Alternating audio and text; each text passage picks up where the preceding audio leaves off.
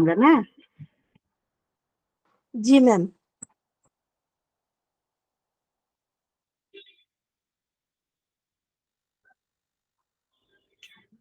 আসসালামু আলাইকুম, সবাইকে শুভেচ্ছা জানিয়ে শুরু করছি আমাদের আজকের অবস ক্লাস। আমি এইচডি হোমিও মেডিকেল একাডেমি থেকে ডক্টর মাবিয়া জেসমিন, বিএইচএমএস আছি আপনাদের সাথে।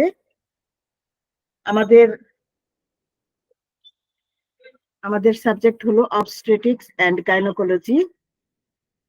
আজকে আমাদের 6th ক্লাস অবস্টেট্রিক্স এর। আজকে আমরা পড়ব, কি পড়া ছিল আজকে আমাদের, বলেন তো কেউ? স্বাভাবিক প্রসব। হ্যাঁ, স্বাভাবিক প্রসবের প্রক্রিয়া সেদিন আমরা পড়েছি। আজকে পড়ব ব্যবস্থাপনা। ঠিক আছে? এখন ব্যবস্থাপনা মানে আমরা কি, ডাক্তার হিসেবে আমরা তখন কি দায়িত্ব পালন করব, কি ব্যবস্থাপনা করব সেগুলি। আমাদের ডিএইচএমএস পরীক্ষায় বোর্ডের প্রশ্ন দেখবেন আপনারা যে এই প্রশ্নটা খুবই কমন, মানে খুব বারবারই এই প্রশ্নটা আসে, স্বাভাবিক প্রসবের ব্যবস্থাপনা। আচ্ছা, একটু 1 মিনিট, আমি 1 মিনিট পরে আসছি।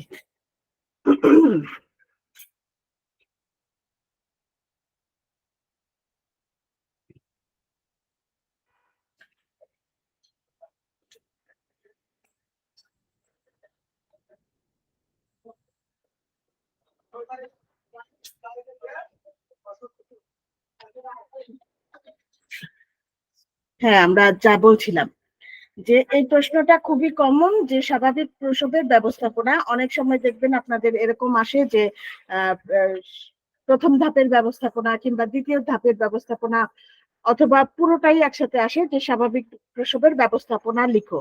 আজকে আমরা আরেকটা জিনিস আলোচনা করব, যেটা হলো ফলস লেবার পেইন এবং ট্রু লেবার পেইনের পার্থক্য। এই প্রশ্নটাও খুবই কমন, বোর্ড পরীক্ষায় এই প্রশ্নটাও আসে। ঠিক আছে, তো আমরা শুরু করি। আর আমার স্লাইডে যেরকম দেওয়া আছে ওখান থেকে নিয়ে আপনারা উত্তরটা নোট করে ওখান থেকেও পড়তে পারেন অন্য। কিন্তু এই প্রশ্নগুলি, আজকে যে টপিকগুলি আলোচনা হবে, এগুলি আপনাদের পরীক্ষার জন্য অবশ্যই অনেক ইম্পর্টেন্ট। ঠিক আছে, প্রথমে আমরা শুরু করব প্রসবকালীন সময়ের জন্য প্রস্তুতি।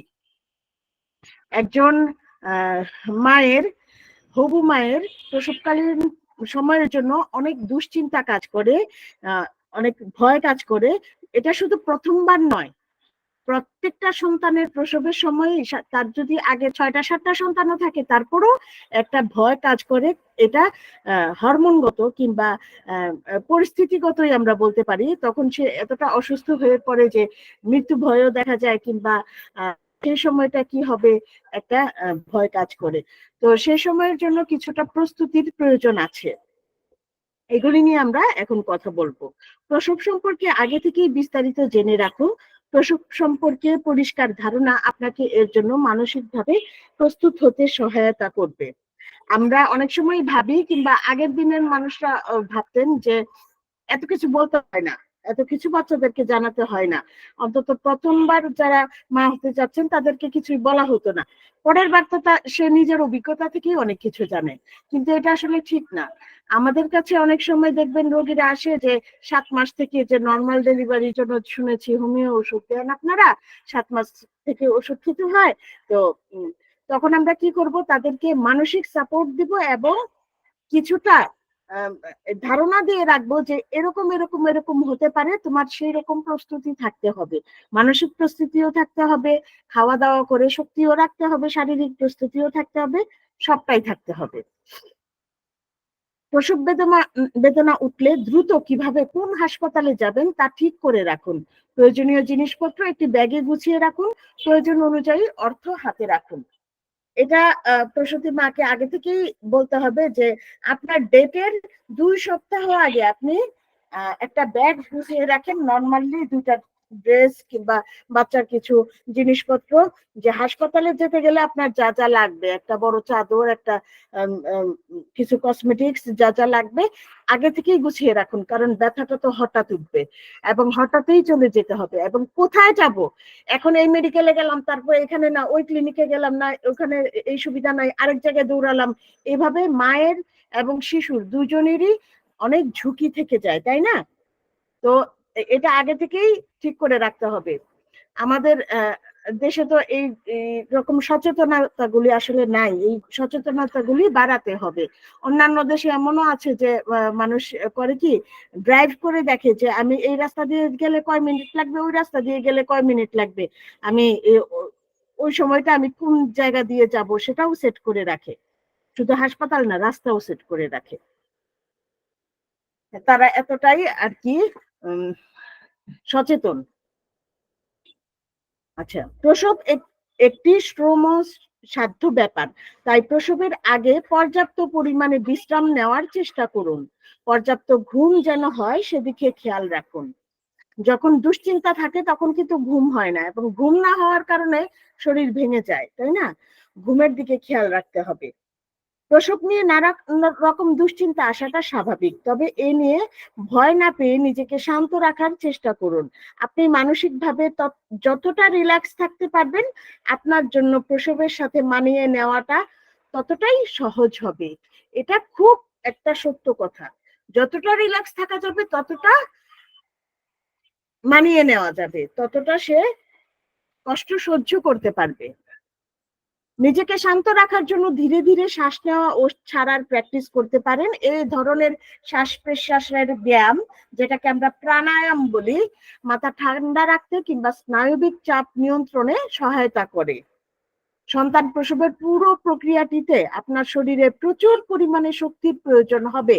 এজন্য পুষ্টিকর ও শক্তিদায়ক খাবার খাওয়ার কোনো বিকল্প নেই। কোনো মাল্টিভিটামিন, কোনো ভিটামিন, কোনো কিছু কিন্তু খাবারের যে প্রয়োজন সেটা ফুলফিল করতে পারে না। খেয়ে যে শক্তি হবে, হাজার ওষুধ খেয়ে সেই শক্তি হবে না। গর্ভাবস্থায় নিয়মিত ব্যায়াম বা শরীর চর্চা করলে তা আপনাকে শারীরিকভাবে প্রসবের জন্য প্রস্তুত হতে সহায়তা করবে। এই জিনিসটাও অনেকে জানে না। অনেকেই মনে করে যে কনসেপ্ট করা মাত্র আমাদেরকে বেড রেস্টে থাকতে হবে, যে আমরা কিছুই করতে পারবো না, তা না। নিষেধ কিছু কাজ আছে, যেটা হলো ভারী কাজ, যে আমি একটা ভরা বালতি হঠাৎ তুলে ফেললাম, এই জাতীয় ভারী কাজ নিষেধ। কিন্তু এক বালতি পানি কিন্তু আমি এ ঘর থেকে ওই ঘরে নিতে পারবো, ভরা বালতি তুলে নিতে পারবো না। কি করতে হবে, আমাকে অল্প অল্প অল্প অল্প করে নিতে হবে। যাদের একদম প্লাসেন্টার সমস্যা থাকে, আমরা তো এখন স্বাভাবিকটা পড়ছি, আমরা সামনে অস্বাভাবিকটাও পড়বো, অস্বাভাবিক গর্ভ। তো যাদের সেই রকম কোনো সমস্যা থাকে, যে ব্লিডিং হচ্ছে কিংবা এরকম কোনো ব্যথা, কোনো অসুবিধা, তাদের ক্ষেত্রে বেড রেস্ট। কিন্তু নর্মাল যারা সমস্যা নাই, তাদের ক্ষেত্রে কিন্তু বেড রেস্ট না, তাদেরকে অল্প স্বল্প ব্যায়াম করতে হবে, কাজের মধ্যে থাকতে হবে। একটা মানুষ যখন সে নিয়মিত কিছু হালকা পাতলা ব্যায়াম করবে কিংবা কাজের মধ্যে থাকবে, হাঁটাহাঁটি করবে, তার কিন্তু প্রসবটা সহজ হবে। Normal delivery. ওকে। প্রসব বেদনা শুরু হওয়ার পর সাথে সাথে সন্তান প্রসব হয় না। সাধারণত ব্যথা শুরু হওয়ার বেশ কয়েক ঘন্টা পর সন্তান প্রসব হয়। এই মধ্যবর্তী সময়ে আপনি সম্ভব হলে হালকা হাঁটাচলা করতে পারেন। এতে প্রসব সহজ সহজ হওয়ার সম্ভাবনা বেশি। ঠিক আছে? এর মধ্যেও হাঁটাচলা করা যাবে। যদি এমন হয় যে তার সার্ভিক্সটা পুরোপুরি খুলে গেছে, হ্যাঁ, তাহলে আমরা হাঁটাচলা করতে দেই না, কারণ মেমব্রেন ছিঁড়ে যায়, পানিটা বের হয়ে যায়। ঠিক আছে? কিন্তু যদি তার পানি না ভাঙে, পানি ভেঙে যায়, পানি ভেঙে যাওয়ার পরে কিন্তু সে হাঁটাচলা করতে পারবে, কারণ তার মেমব্রেন ছিঁড়ে গেছে। এখন যদি আস্তে আস্তে সার্ভিক্স প্রসারিত হবে, এখন আস্তে আস্তে ডেলিভারির টাইম আসবে। ঠিক আছে? আমরা তো গত ক্লাসে পড়েছি এক এক ধাপে কি কি হয়। তো তখন সে হাঁটাচলা করতে পারবে, এবং যত হাঁটাচলা করবে ততই সার্ভিক্সের মুখটা আস্তে আস্তে আস্তে আস্তে খুলবে, এবং তত তাড়াতাড়ি প্রসব হবে। প্রসব প্রক্রিয়ায় মানসিক চাপ মুক্ত থাকতে আপনার আপনজন কেউ সাথে থাকার বিকল্প নাই। অন্যান্য দেশে কিন্তু স্বামীকে সামনে রাখা হয়, সেটা নর্মাল ডেলিভারি হোক, সিজারই হোক, যাই হোক। হ্যাঁ, সরি।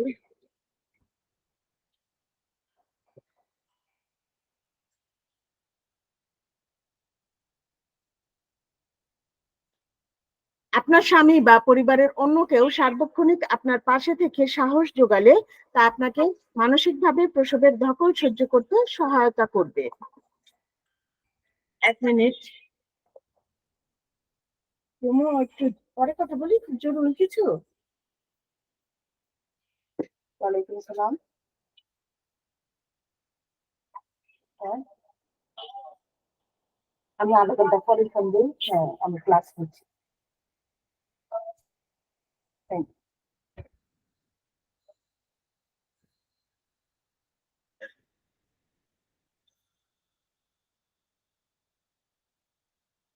আছেন সবাই আমার সাথে? জি ম্যাডাম।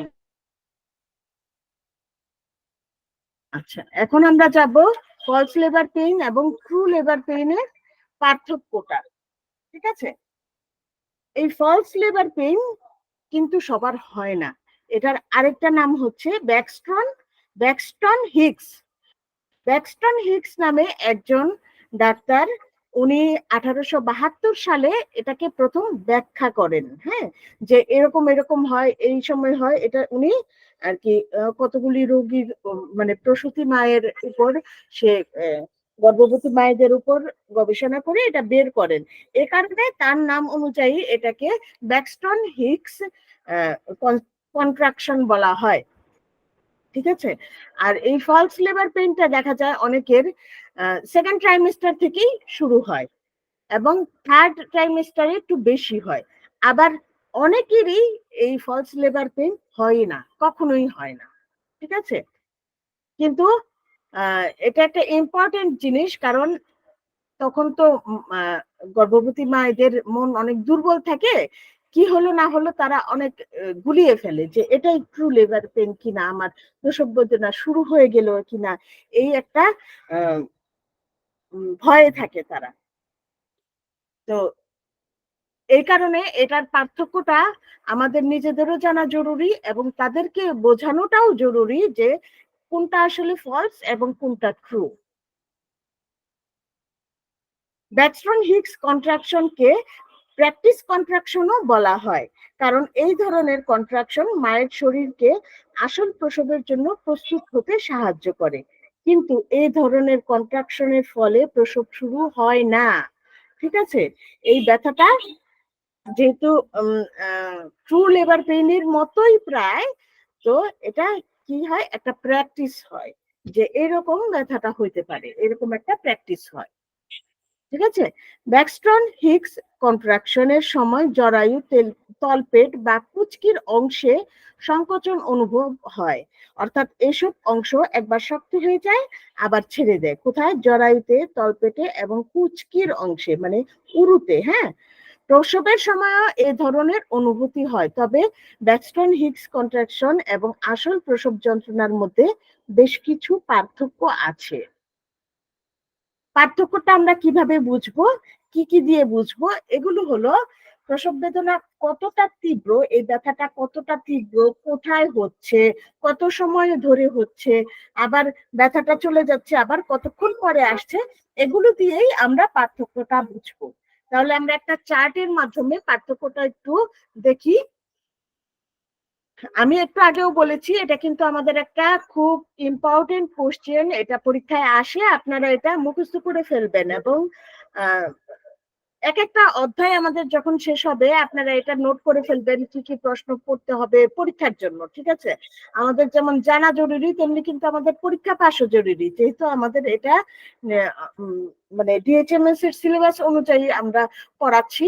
এটা আপনাদের পরীক্ষার জন্য সার্বিক সহযোগিতা করা আমার দায়িত্ব। ঠিক আছে, এবং এই সাবজেক্টের অবশ্যই প্র্যাকটিক্যালও চেষ্টা করব আমরা, চেষ্টা করব না, আমাদের কথা হয়েছে আসলে আমরা অবশ্যই প্র্যাকটিক্যাল ক্লাসও করাবো ইনশাআল্লাহ যতটুকু সম্ভব হয়। হ্যাঁ, সেটা তো আর অনলাইনে হবে না, আমরা একটা আয়োজন করতে পারি, এটা লাস্টে। ঠিক আছে, এখন আমরা এইটা দেখি যে ট্রু লেবার পেইন এবং ফলস লেবার পেইনের পার্থক্যটা কি। প্রথম কথা হচ্ছে সংকোচনের সময়। আমরা তো জানি যখন প্রসব বেদনা উঠবে তখন কি হবে, জরায়ু সংকোচন শুরু হবে, যেন শিশুটিকে সে বাইরে বের করে দিতে পারে। ঠিক আছে? তো আসল প্রসব বেদনার সময় সংকোচনটা হয় একদম নিয়মিত বিরতিতে এবং ধীরে ধীরে সংকোচনের মাত্রা বাড়তে থাকে। একটা নিয়মিত গ্যাপ থাকবে, সেটা 20 মিনিট হতে পারে, 15 মিনিট হতে পারে, এবং আস্তে আস্তে গ্যাপটা কমবে এবং ব্যথার ডিউরেশনটা বাড়বে। ঠিক আছে? আর ফলস লেবার পেইনটা হচ্ছে অনিয়মিত।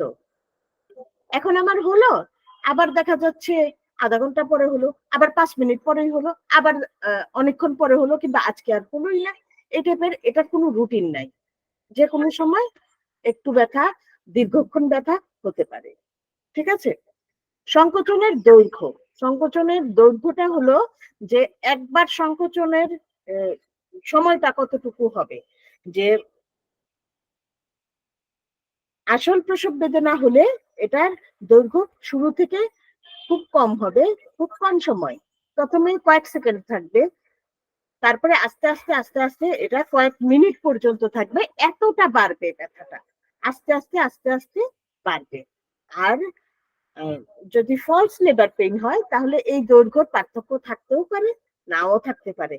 এখন আপনার ব্যথা 1 মিনিট থাকতে পারে, এরপর আবার ব্যথা হাফ মিনিট থাকতে পারে, মানে কোনোবার বাড়তে পারে, কোনোবার কমতে পারে, এটার কোনো নির্দিষ্ট নিয়ম নেই। কিন্তু আসল প্রসব বেদনা যেটা, সেটার একটা নির্দিষ্ট নিয়ম আছে। কি নিয়ম? সেটা শুরু হওয়ার হবে যখন, তখন এটার বিরতিটা বেশি হবে কিন্তু ব্যথার সময়টা কম হবে। আস্তে আস্তে আস্তে আস্তে এটা বিরতিটা কমতে থাকবে এবং ব্যথার সময়টা বাড়তে থাকবে। এটা হচ্ছে ট্রু লেবার পেইনের নিয়ম। তারপর হচ্ছে সংকোচনের তীব্রতা। ফলস লেবার পেইনে এটা এখন তীব্র হবে, তারপরে আবার কম তীব্র হতে পারে, আবার বেশি হতে পারে, কিংবা তীব্রতা নাও থাকতে পারে, হালকা হালকা একটা ব্যথা থাকতে পারে, এরকম হবে। কিন্তু আসল প্রসব বেদনা যেটা, সেটা প্রথমে তো টাইমও কম থাকে এবং তীব্রও কম থাকে। আস্তে আস্তে যখন এটার টাইম বাড়তে থাকে এবং তীব্রতাও বাড়তে থাকে। ঠিক আছে? সংকোচনের স্থান, এই ব্যথাটা অনুভব হবে কোথায়? ঠিক আছে?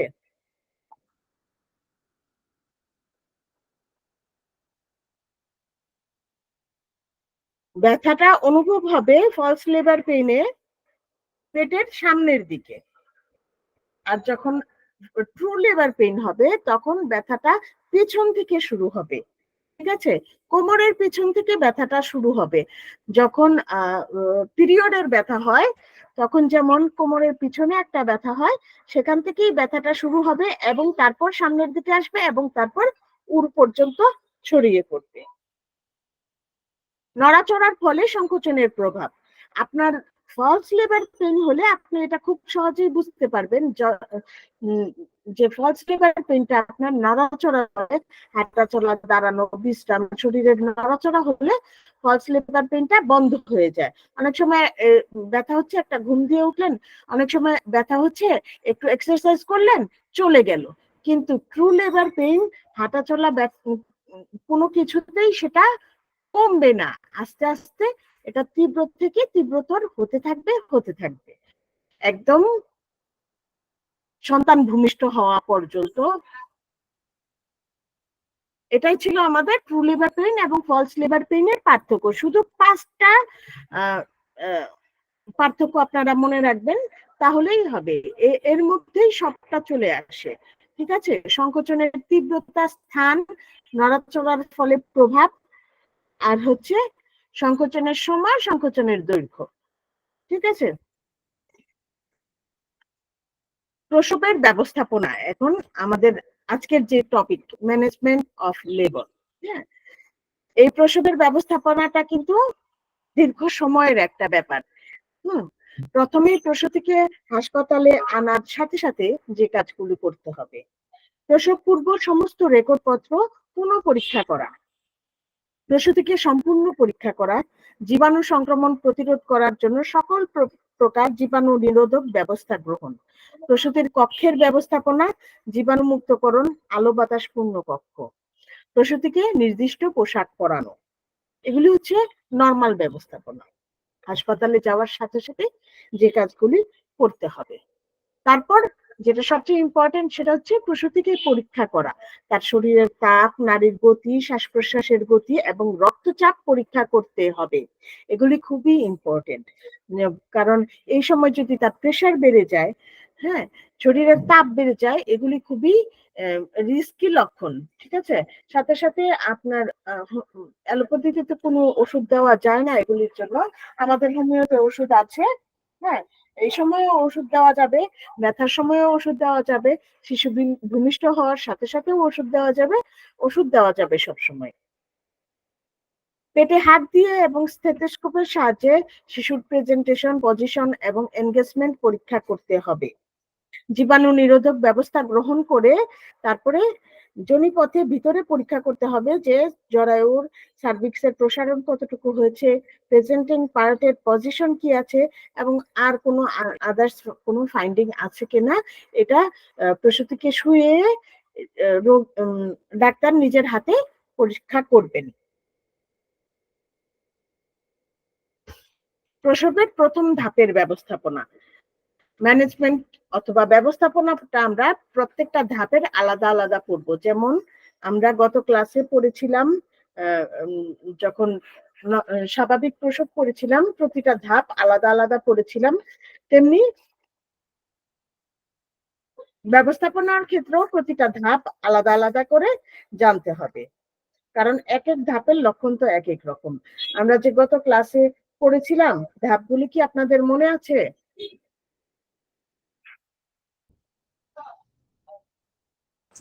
না ম্যাম। কেমন কথা, মনে নেই। প্রথম ধাপেই হচ্ছে, মনে না থাকলে তো চলবে না, এগুলি তো জীবনের অংশ, এগুলি লেখাপড়ার অংশ না, তো জীবনের অংশ। প্রথম ধাপে হচ্ছে সার্ভিক্সটা প্রসারিত হবে। প্রথম ধাপে হচ্ছে প্রথমেই তো জরায়ুটার কন্ট্রাকশন শুরু করবে, তাই না, যে তার ব্যথা শুরু হবে, এবং ব্যথাটা প্রথমে আমাদের দেখতে হবে যে এটা কি ট্রু লেবার পেইন নাকি ফলস লেবার পেইন। হ্যাঁ, এবং সার্ভিক্স প্রসারিত হওয়া শুরু করবে। প্রথম ধাপটা আমাদের আমরা পড়েছিলাম যে 2 ভাগে বিভক্ত থাকে প্রথম ধাপটা। হ্যাঁ, প্রথমে তো একটু একটু শুরু হচ্ছে, এটা প্রাথমিক পর্যায়, এবং তারপরে যায় সক্রিয় পর্যায়ে। ঠিক আছে, মনে পড়েছে কি আমরা এগুলো পড়েছিলাম? সক্রিয় পর্যায়ে যখন লেবার শুরু হয় তখন, হ্যাঁ, থ্যাংক ইউ, সক্রিয় পর্যায়ে যখন লেবার শুরু হয় তখন কি হয়, তখন কন্ট্রাকশন গুলো অনেক ঘন ঘন হতে থাকে এবং অনেক ব্যথা শুরু হয়, এবং 1 মিনিটের বেশি সময়, 2 মিনিট, 3 মিনিট পর্যন্ত স্থায়ী হতে পারে এক একটা কন্ট্রাকশন। এবং তখন প্রসূতি তো কথা বলার অবস্থায় থাকে না, তার একটা ব্যথা শেষ হওয়ার পরে তার হাঁপাইতে হাঁপাইতে কিংবা নিঃশ্বাস নিতে নিতে নিজেকে শান্ত করতে করতে আরেকটা ব্যথার সময় চলে আসে। এটা হচ্ছে সক্রিয় ধাপ। আর প্রাথমিক ধাপটা যেটা, সেটা হলো এই যে ব্যথা শুরু হলো, তার অনেকক্ষণ পর পর একটু একটু ব্যথা, 20 মিনিট 15 মিনিট পর পর আসতেছে, 1 মিনিট থাকতেছে, হাফ মিনিট থাকতেছে, তখন সে হাঁটাচলা করতে পারবে, কিছু খেতে পারবে, তখন তাকে দুধ, চা, স্যুপ, এটা কিছু গরম গরম তরল খাবার দিতে হবে। ঠিক আছে, এগুলি আমরা পড়েছিলাম প্রথম ধাপে কি লক্ষণ আসবে। তারপরে হচ্ছে পানি ভাঙবে তার, হ্যাঁ, আর জরায়ু থেকে ঈষৎ রক্ত মিশ্রিত একটা স্রাব নিঃসরণ হবে, যেটাকে আমরা বলি শো। হ্যাঁ, এগুলি পড়েছিলাম। তো প্রথম ধাপে ধাপে এখন আমরা দেখবো আমরা কি ব্যবস্থাপনা করব। ঠিক আছে, প্রথমে কি করতে হবে, সাবসিটার দিয়ে কোষ্ঠ পরিষ্কার করতে হবে, প্রস্রাব পায়খানা তার ক্লিয়ার থাকতে হবে। হ্যাঁ, কারণ কোট দেওয়ার সময় না হয় অনেকের ক্ষেত্রেই প্রস্রাব পায়খানা হয়ে যায়, তো আমাদের প্রস্রাব পায়খানা প্রথমে ক্লিয়ার রাখতে হবে। তারপরে গরম পানিতে গোসল করার পর ভালবা ও আশেপাশের এলাকা শেভ করতে হবে। ঠিক আছে, এটা জীবাণু মুক্ত করার জন্য। আর আপনারা আরেকটা জিনিস জানেন কিনা, যে স্বাভাবিক প্রসবে যে ইমিউনিটি ফ্লুইডটা থাকে, হ্যাঁ, তো ওই ইমিউনিটি ফ্লুইড যখন বের হয়, পানি ভাঙা যেটা আমরা বলি, হ্যাঁ, ওটা কিন্তু সেই রাস্তাটাকে সম্পূর্ণ জীবাণু মুক্ত করে দেয়, এটার মধ্যে জীবাণু মুক্তকরণের ব্যবস্থা থাকে। ঠিক আছে, তারপরেও আমরা বাইরে থেকে করে নিব, ওটা তো ভিতর থেকে করবে। হ্যাঁ, প্রসূতি মাকে মানসিকভাবে আশ্বস্ত করতে হবে, এটা অনেক অনেক ইম্পর্টেন্ট একটা জিনিস। আমি আগেও বলেছি, মানসিক শক্তি থাকলে অনেক কিছু কভার করা সম্ভব। হ্যাঁ, এবং তখন তার মানসিক শক্তিটাই দরকার। শিশুর মাথা এনগেজ হলে প্রসূতি মাকে চলাফেরা করতে দিতে হবে যেন মাথার চাপে সার্ভিক্স প্রসারিত হয়। আর যদি এনগেজ না হয় তাহলে প্রসূতি মাকে বিছানায় শুয়াইয়ে রাখতে হবে যেন মেমব্রেন ফেটে না যায়। এটাও আমরা একটু আগে বলেছি। প্রথম ধাপে প্রসূতি মাকে কোদ দিতে নিষেধ করতে হবে, কারণ সার্ভিক্স প্রসারিত না হলে কোদ দেওয়া নিষ্প্রয়োজন। আসলে তখন কোদ আসেও না, তখন শুধু ব্যথাই আসে। প্রথম ধাপে শুধু জরায়ু সংকোচনটা হয়, যেটা আমরা বলি যে পেটে একটা তীব্র টান হয় কিংবা টান অনুভব হয় কিংবা জরায়ু সংকোচন প্রসারণ হয়, সেই কারণে একটা ব্যথা আসে, তখন কোদ আসে না। অনেকে বলে যে কোদ দিতে, কিন্তু এটা আসলে নিষেধ করতে হবে, কারণ তখন কোদ দিয়ে কোনো লাভ নাই। মূত্রথলিতে প্রস্রাব থাকলে ক্যাথেটার প্রয়োগ করতে হবে। তরল খাবার দিতে হবে, যেমন দুধ, স্যুপ, চা ইত্যাদি। ঠিক আছে, এইগুলো আমাদের প্রথম ধাপের ব্যবস্থাপনা। এরপর মানে শুধু আপনার কাজ কি, প্রসূতির সাথে থাকা এবং তাকে মানসিক সাপোর্ট দেওয়া। তারপর এগুলি তো তার নিজে থেকেই হবে, তার জরায়ু সংকোচন নিজে থেকে হচ্ছে, ব্যথা হচ্ছে, ঠিক আছে, শুধু তার পাশে থাকাটা এবং মানসিক সাপোর্ট দেওয়াটা প্রথম ধাপের কাজ। এখন আসি আমরা দ্বিতীয় ধাপে। দ্বিতীয় ধাপে কি হবে? দ্বিতীয় ধাপে সন্তান প্রসব হবে, শুরু হবে এবং শেষ হবে সবটাই দ্বিতীয় ধাপে। তখন সংকোচনের তীব্রতাটা অনেক বেড়ে যাবে, ঠিক আছে, এবং তখন ব্যথাটা কমে যাবে, কিন্তু ওই যে একটা কোথ দেওয়ার মানে সন্তানকে নিচের দিকে একটা ধাক্কা দেওয়ার তাগিদ অনুভব করবেন মা, ঠিক আছে। তখন আস্তে আস্তে সন্তান নিচে নেমে আসবে এবং জন্ম লাভ করবে। এক্ষেত্রে ডাক্তারের কিছু কাজ করার আছে। হ্যাঁ, প্রসূতি মাকে বিছানায় রেখে পাশে সার্বক্ষণিক নার্স বা ডাক্তার থাকা আবশ্যক। এই সময় প্রসূতি মাকে হাঁটু মুড়ে চিৎ করে অথবা হাঁটু মুড়ে এক পাশ কাত করে শোয়াতে হবে, যেভাবে উনি সুবিধা বোধ করেন। আমাদের দেশের হসপিটালগুলোতে যে ডেলিভারি আলাদা, নর্মাল ডেলিভারির কিন্তু একটা বেড থাকে। হ্যাঁ, ওখানে এরকম বেডই থাকে হাঁটু মুড়ে চিৎ করে শোয়ানোর মতো।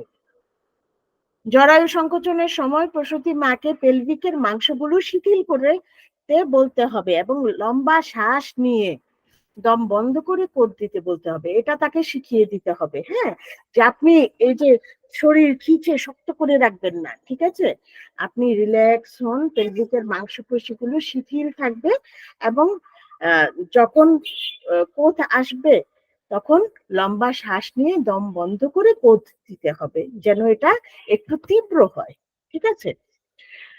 শিশুর মাথা পেরিনিয়ামে চলে আসলে প্রতিটি জরায়ু সংকোচনের সময় মলদ্বার খুলে যায় এবং যোনিপথে মাথার পিছন দিকটা দেখা যায়। প্রতিটি জরায়ু সংকোচনের সাথে যোনি মুখ খুলতে থাকে যাতে অক্সিপুট পিউবিক আর্চের নিচ দিয়ে বের হতে পারে। পিউবিক আর্চের নিচে শিশুর মাথা চলে আসাকে ক্রাউন বলে। এই অবস্থায় জরায়ু সংকোচন থেমে গেলেও মাথা আর ভিতরে ফিরে যায় না।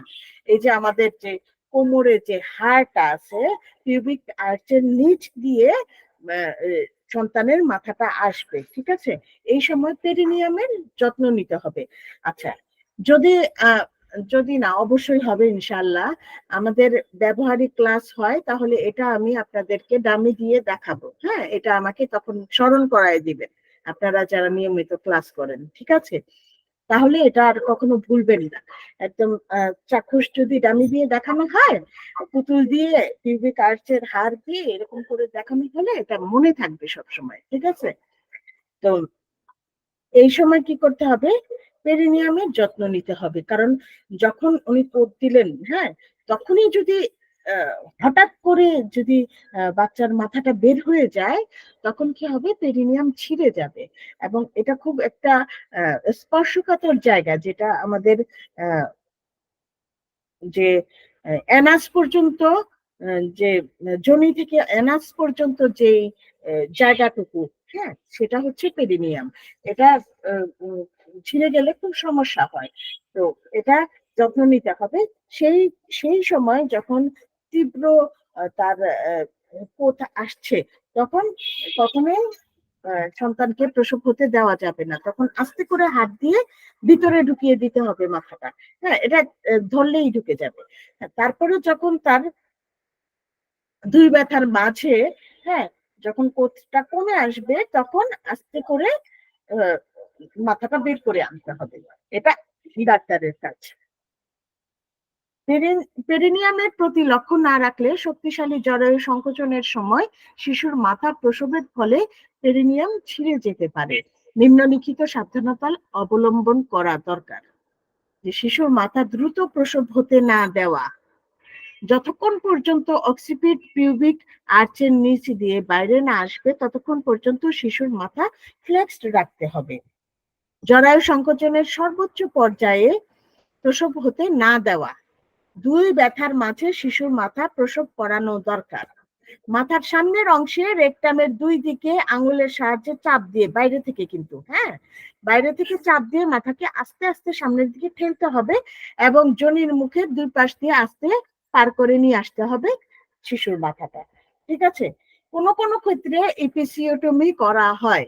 ইপিসিওটমি একটা ছোট্ট অপারেশন এবং এটা করাটা বরঞ্চ ভালো আমি বলবো। কেন? কারণ অনেকের দেখা যায় যে পেরিনিয়াম ছিঁড়ে যাওয়ারই অবস্থা হয়, কিংবা অনেকক্ষণ সময় লেগে যাচ্ছে, বাচ্চাটা ওখানে আটকে আছে, সেই সময় বাচ্চার শ্বাস বন্ধ হয়ে যেতে পারে। এ কারণে আপনারা দেখবেন আপনাদের কলেজে যখন প্র্যাকটিক্যাল পড়ায়, ইপিসিওটমির আলাদা একটা কেচি থাকে, সেটা বাঁকা, হ্যাঁ, এটা দিয়ে আস্তে করে একটুখানি জায়গা কেটে দেওয়া হয়, যে কারণে আহ, এই পথটা একটু বড় হয়ে যায়। তারপর সন্তান ভূমিষ্ঠ হওয়ার পর এই জায়গাটা আবার সেলাই করে দেওয়া হয়, দুইটা তিনটা সেলাই লাগতে পারে এবং এটা খুব দ্রুতই শুকিয়ে যায়। হ্যাঁ, এবং এটা তারপরে আর এটার কোনো চিহ্নও থাকে না। ঠিক আছে? এই কারণে পেরিনিয়াম ছিঁড়ে গেলে কিন্তু অনেক কষ্ট, তো সেই ঝুঁকিটা আমরা না নিয়ে ইপিসিওটমিতে যেতে পারি, কারণ এটা খুব সহজেই ঠিক হয়ে যায় এবং সিজারের মতো অতটা কষ্ট না। ঠিক আছে? দ্বিতীয় ধাপের শেষে, যখন দ্বিতীয় ধাপ শেষ হয়ে যাবে তখন উজ্জ্বল আলোতে ভালোভাবে পরীক্ষা করতে হবে জনির পথের পোস্টেরিয়র ওয়াল এবং পেরিনিয়াম ভালোভাবে পরীক্ষা করতে হবে, যেন কোনো ক্ষত হয়েছে কিনা কিংবা কোথাও একটুখানিও ছিঁড়ে গেছে কিনা, এগুলি পরীক্ষা করতে হবে। প্রসব সমাপ্তিকরণ, যখন শিশুর মাথাটা বের হয়ে আসলো তারপর কি? তারপর তার একটা শোল্ডার, যেটা এন্টেরিয়র শোল্ডার, যেটা সামনের দিকে আছে, সেটা ডানটা হোক বামটা হোক, হ্যাঁ, যেটাই হোক, ওটা আস্তে করে প্রসব করাতে হবে। মানে এটা ডাক্তার নিজ হাতে করবেন। হ্যাঁ, দুই কাজ যদি একসাথে বের হয় তাহলে পেরিনিয়াম ছিঁড়ে যেতে পারে। সো একটা কাজ যেটা সামনে আছে সেটা আস্তে করে, তারপরে অন্যটা নিজে থেকেই, মানে এটা প্রসেসেই চলে আসবে। ঠিক আছে? একটু ডাক্তারের ধরতে হবে আর কি, ধরলেই হয়ে যাবে। সন্তান ভূমিষ্ঠ হওয়ার সঙ্গে সঙ্গে শিশুর মাথা নিচের দিকে ধরতে হবে যাতে মুখ দিয়ে মিউকাস বের হয়ে যায়। নিজে থেকে না বের হলে ডাক্তার আঙুল দিয়ে বের করে দিবে। ঠিক আছে? সুস্থ শিশু অল্প সময়ের মধ্যেই শ্বাস গ্রহণ শুরু করে। শিশু জোরে কেঁদে ওঠার পর নাভিরজ্জু ক্লাম্প করতে হবে। নাভিরজ্জু ক্লাম্প করার আগে শিশুকে প্লাসেন্টা লেভেলের নিচের দিকে ধরতে হবে। হ্যাঁ, কেন? আমরা জানি যে প্লাসেন্টাতে তো রক্ত থাকে, ওই রক্তটা যেন শিশুর শরীরে চলে আসে। ঠিক আছে? তারপরে প্লাসেন্টাটা ক্লাম্প করতে হবে এবং কেটে ফেলতে হবে। শেষ আমাদের দ্বিতীয় ধাপ, শিশু জন্মগ্রহণ করা শেষ। এখন কি বাকি আছে? প্লাসেন্টা। প্লাসেন্টা প্রসব বাকি। প্লাসেন্টা প্রসব হতে খুব বেশি সময় লাগে না, 15 মিনিট সময় লাগতে পারে। এ সময় যদি প্রসূতি অনেক দুর্বল হয়ে যায়, ক্লান্ত হয়ে পড়ে, ঘুমিয়ে যেতে চায়, তাহলে তাকে একটুখানি পেটের উপরে আস্তে আস্তে মালিশ করতে হবে। সে তাহলে খুব দ্রুতই জরায়ুতে আবার সেই সংকোচন শুরু হয়। সেই তবে সেই তীব্র ব্যথা হয় না, হালকা কিছু ব্যথা হয়। তার 2-3টা 4-5টা সংকোচনের সাথে সাথেই প্লাসেন্টাটা বের হয়ে আসে। ঠিক আছে? এক্ষেত্রে ডাক্তারের করার কিছু নাই, তবে না করার অনেক কিছু আছে। যে প্লাসেন্টার যে নাভি রজ্জুটা ধরে যদি উনি টানাটানি করেন, প্লাসেন্টা যদি একটু পরিমাণেও ছিঁড়ে থেকে যায়, তাহলে সেটা রোগীর জন্য অনেক কষ্টদায়ক, অনেক ব্লিডিং হতে থাকে, এমনকি কয়েক বছর পর্যন্ত এটা রয়ে গেছে, এটা ব্লিডিং হচ্ছে, এরকম রোগীও আমি দেখেছি। তো কি করতে হবে, নিচে থেকেই যেন এটা জরায়ু সংকোচন শুরু হয় এবং প্লাসেন্টাটা নিজে থেকেই চলে আসে, এটা ডাক্তারের দেখতে হবে। এবং প্লাসেন্টাটা প্রসব হওয়ার পরেও তাকে প্লাসেন্টা পরীক্ষা করে দেখতে হবে যে এটা আসলে কোনো জায়গায় ছিঁড়ে রয়ে গেল কিনা, নাকি আস্তটাই বের হয়ে আসছে। ঠিক আছে, এই ছিল আমাদের আজকের ক্লাস। আপনাদের কোনো প্রশ্ন থাকলে করতে পারেন।